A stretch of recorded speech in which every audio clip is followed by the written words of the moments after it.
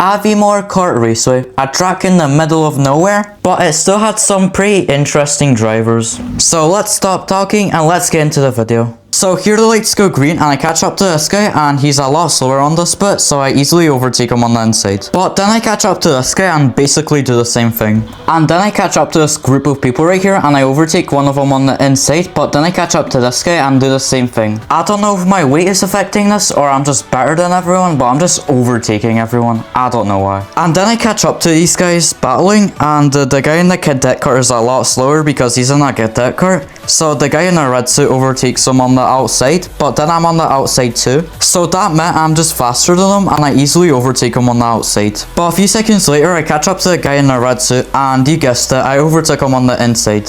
I guess I'm just lighter than everyone or better than everyone, who knows. But for some reason this guy is going wide, so I easily overtake him on the inside.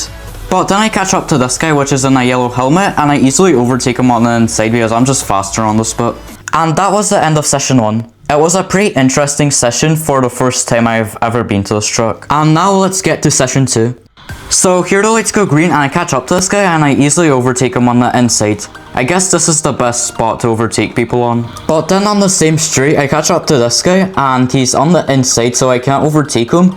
So I just go faster on this bit and I get the inside and then I just overtake him on the inside. I'm guessing most people on this session don't know that I can go all flat out on this track. But a few laps later I catch up to these guys and I overtake one of them on the inside, but then I'm trying to catch up to this guy and I put my head down hoping I get more speed on the straight, and that works, so I get overtake on the guy on the outside.